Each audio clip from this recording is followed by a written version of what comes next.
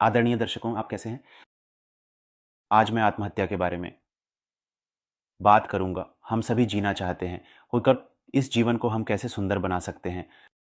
हम इस जीवन को ही आगे कैसे बढ़ाएँगे? जीवन के रास्ते में कितनी बाधाएँ हैं, कितने उतार-चढ़ाव हैं, हम इन सब का सामना कैसे करेंगे? हम कठिन परिस्थितियों को कैसे सँभालेंगे?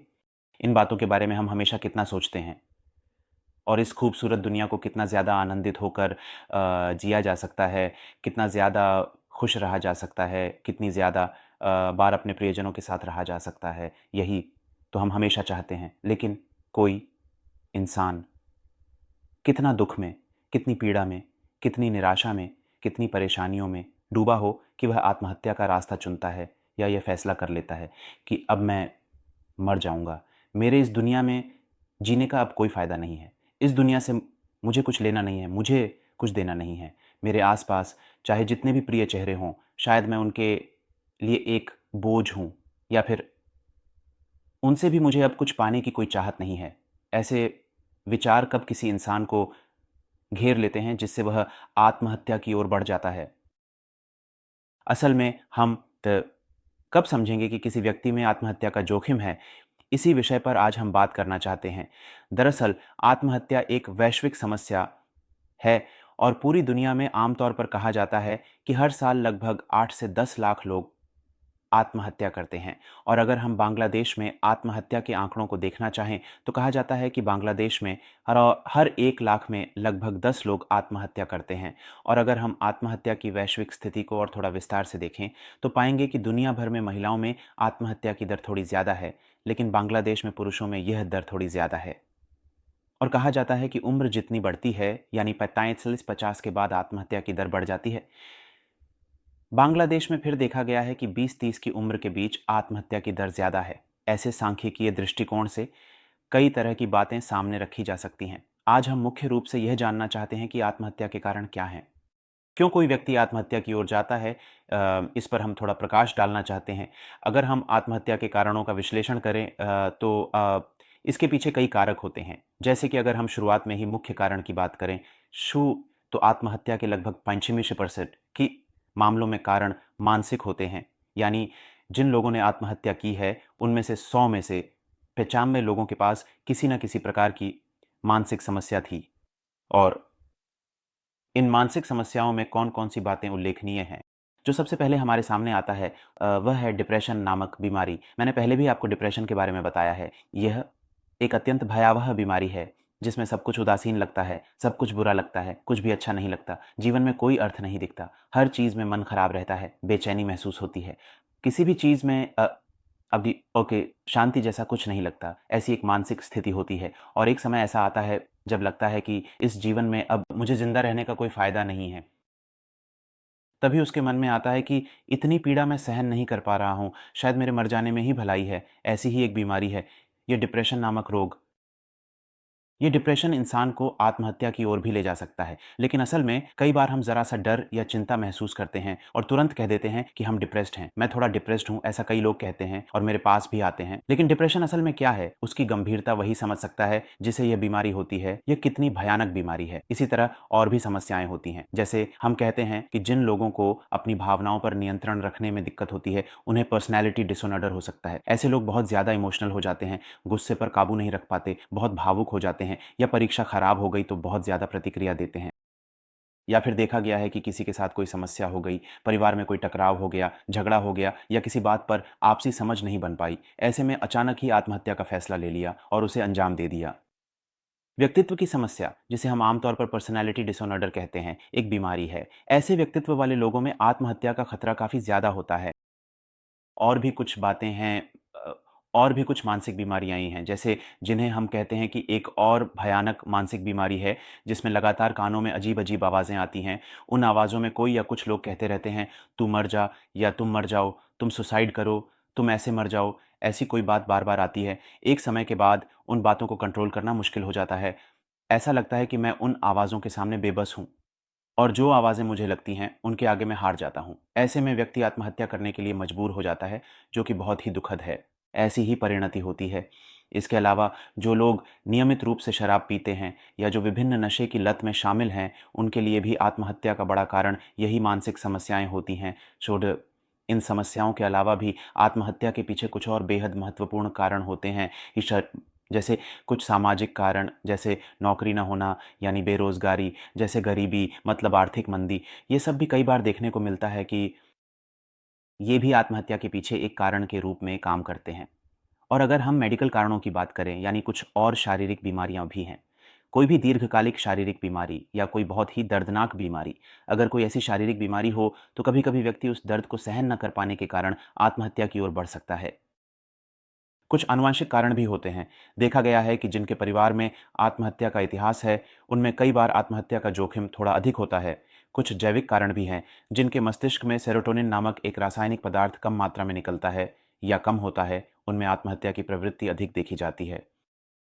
अगर हम कहें कि कुछ मनोवैज्ञानिक या साइकोलॉजिकल कारण भी होते हैं, तो वे क्या हैं? वे हैं अत्यधिक आवेगशीलता, जो लोग बहुत ज़्यादा झोंक में आकर काम करते हैं, जो अपनी समस्याओं का समाधान सही तरीके से नहीं कर पाते, जिनमें समस्या सुलझाने की क्षमता कम होती है, उनमें यह देखा जाता है।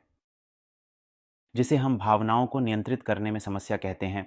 ये वे लोग हैं जिनके पास कुछ मनोवैज्ञानिक या साइकोलॉजिकल समस्याएँ होती हैं, जो ठीक से तनाव नहीं झेल पाते, जिनकी तनाव से निपटने की क्षमता कम होती है, जो दबाव को सँभाल नहीं पाते। जैसे ही दबाव आता है, वे टूट जाते हैं। ऐसी परिस्थितियों में कई लोगों को आत्महत्या की ओर जाते हुए देखा गया है। अब सवाल ये है कि आत्महत्या के सबसे अधिक जोखिम में कौन लोग रहते हैं? अभी तक तो हमने कारण बताए या संभावित कारणों का विश्लेषण करके ये बातें निकाली हैं। अब जान लेते हैं कि कौन-कौन लोग इस जोखिम में रहते हैं। जो लोग अकेले रहते हैं, बिल्कुल अकेले रहते हैं, जिनका सामाजिक मेल-जोल या इंटरैक्शन बहुत कम है, ये आत्महत्या का एक बड़ा जोखिम है। जो लोग लंबे समय से डिप्रेशन में हैं, जो अलग रहते हैं, अविवाहित हैं या तलाकशुदा हैं, उनके आत्महत्या का जोखिम ज़्यादा होता है। और देखा गया है कि जो लोग नशे से जुड़े हैं, उनका भी आत्महत्या का जोखिम अधिक होता है। जिन लोगों को पर्सनैलिटी डिसऑर्डर है, उनका आत्महत्या का जोखिम बहुत ज़्यादा होता है। जिनके अंदर बहुत ज़्यादा निराशा या होपलेसनेस काम करती है, यानी हर चीज़ में निराशा, कुछ भी अच्छा नहीं लगता। हर चीज़ में लगता है कि अंधेरा है, कहीं कोई रोशनी नहीं है, कुछ भी नहीं होगा।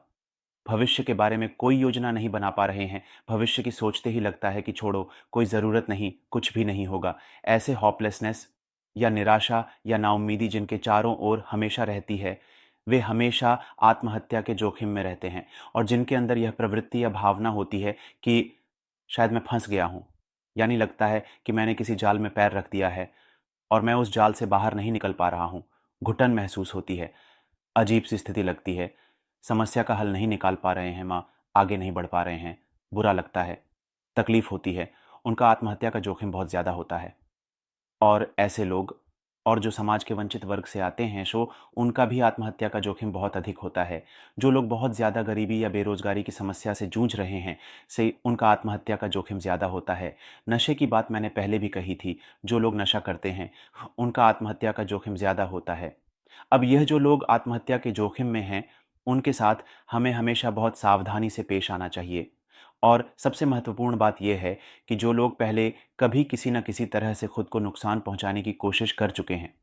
मैंने पहले भी भावनाओं को नियंत्रित करने में समस्या पर एक वीडियो बनाया था या आपके सामने यह बात रखी थी, जहां मैंने बताया था कि भावनात्मक समस्याओं के कारण कई लोग बार-बार अपने हाथ काटते हैं, बार-बार बहुत सारी दवाइयाँ गुस्से में खा लेते हैं, जिससे उन्हें अस्पताल तक जाना पड़ता है। और कई बार देखा गया है कि गुस्से में कई बार देखा गया है कि लोग अलग-अलग तरीके से खुद को नुकसान पहुँचाने की कोशिश करते हैं। न जैसे बार-बार हाथ काटना, जहरीली चीज़ें खाना या किसी भी तरह से खुद को नुकसान पहुँचाना। ऐसे लोगों के बारे में हमें सतर्क रहना चाहिए, क्योंकि ये लोग पहले भी खुद को नुकसान पहुँचाने की कोशिश कर चुके हैं। इनका आत्महत्या का जोखिम बढ़ जाता है। अगर आपके आस-पास कोई ऐसा व्यक्ति है जिसने पहले कभी खुद को नुकसान पहुँचाने की कोशिश की है, तो उसके प्रति हमेशा सतर्क और संवेदनशील रहें कि अगर कोई व्यक्ति एक बार आत्महत्या या खुद को नुकसान पहुँचाने, जैसे हाथ काटने या ऐसी कोई भी कोशिश करता है, तो यह दोहराया जा सकता है। तो ऐसे लोगों पर बहुत सतर्क नज़र रखनी चाहिए, वे कहीं चले ना जाएँ। हाँ, एक और बात है, जो लोग अक्सर किसी न किसी तरह, चाहे मज़ाक में हो या भावनाओं में बहकर या हल्के-फुल्के झगड़े में कहते हैं कि मैं मर जाऊँगा, मेरे जीने का कोई फ़ायदा नहीं है, जिस दिन मैं मर जाऊँगा उस दिन सब समझेंगे। इस तरह की बातें कई बार मज़ाक-मज़ाक में कही जाती हैं, लेकिन ये बातें इन बातों को थोड़ा गंभीरता से लेना चाहिए, सावधान रहना चाहिए कि वह ऐसा क्यों कह रहा है, उस पर किस बात का दबाव है, उसकी निराशा कहाँ है, किस बात को लेकर उसका द्वंद्व है, किस बात से उसे दुःख है, किस वजह से उसे पीड़ा हो रही है, वह इस समाज से विदा क्यों लेना चाहता है, इस परिवार के इतने भावनात्मक बंधनों को छोड़कर वह क्यों जाना चाहता है, वह ये बात हँसते-हँसते क्यों कहता है, आखिर क्यों कहता है। ये सब बातें कई बार देखा जाता है कि जो लोग बार-बार ऐसी बातें कहते हैं, ये उन्हें अक्सर गंभीरता से नहीं लिया जाता। बार-बार कहने को बुरा समझा जाता है, लेकिन कई बार देखा गया है कि ऐसे लोग अचानक आत्महत्या कर लेते हैं। तो अगर आपके करीबी या आपके पास रहने वाला कोई व्यक्ति आपको अलग-थलग या उदास दिखे और उनमें कोई समस्या हो, और जैसा कि मैंने पहले बताया कि कौन लोग ज़्यादा जोखिम में होते हैं, अगर वे उन सभी जोखिमपूर्ण श्रेणियों में आते हैं, तो हाँ, ऐसे लोग वाक़ई में खतरे में होते हैं। आपको कम से कम इतना तो ज़रूर करना चाहिए कि अगर आप कुछ और नहीं कर सकते, तो उस भाई या बहन से पूछें, आपको क्या हुआ है? क्या आप मुझे बता सकते हैं? क्या आप मुझसे शेयर कर सकते हैं? जब एक इंसान अपने मन में दबा हुआ बोझ किसी दूसरे इंसान से कहता है, मुझे अब और जीना नहीं है, ये बात कह देना भी अपने आप में एक तरह की राहत है। हम कहते हैं कि इससे मन का बोझ थोड़ा हल्का हो जाता है, जैसे भीतर थोड़ी वेंटिलेशन हो जाती है। इससे किसी इंसान का दर्द कुछ हद तक कम हो सकता है, और जब वह किसी को अपनी बात कह पाता है, तो जितना हल्का महसूस करता है, उतना ही वह आत्महत्या के खतरे से भी काफ़ी हद तक बाहर आ सकता है। इन सभी बातों को मैं हमेशा आपको बोझाने की कोशिश करता हूँ या आपको आत्महत्या के प्रति जागरूक करने की कोशिश करता हूँ। लेकिन यह एक ऐसी मृत्यु है जिसे हम रोक सकते हैं या जिसे हम टाल सकते हैं। यह ज़िम्मेदारी आप, मैं, हम सभी की है, और हम जो मनोचिकित्सक हैं, उनकी भी कोशिश है। इस मामले में सबसे ज़्यादा ज़रूरी बात जो मैं आपको कह रहा हूँ, वह यह है कि अगर ऐसे कोई लक्षण दिखें, तो उन्हें नज़रअंदाज न करें। ऐसे लक्षण दिखने पर किसी को डांटें फटकारें नहीं, बल्कि कृपया उसे अपने नज़दीकी भरोसेमंद व्यक्ति के पास ले जाएं।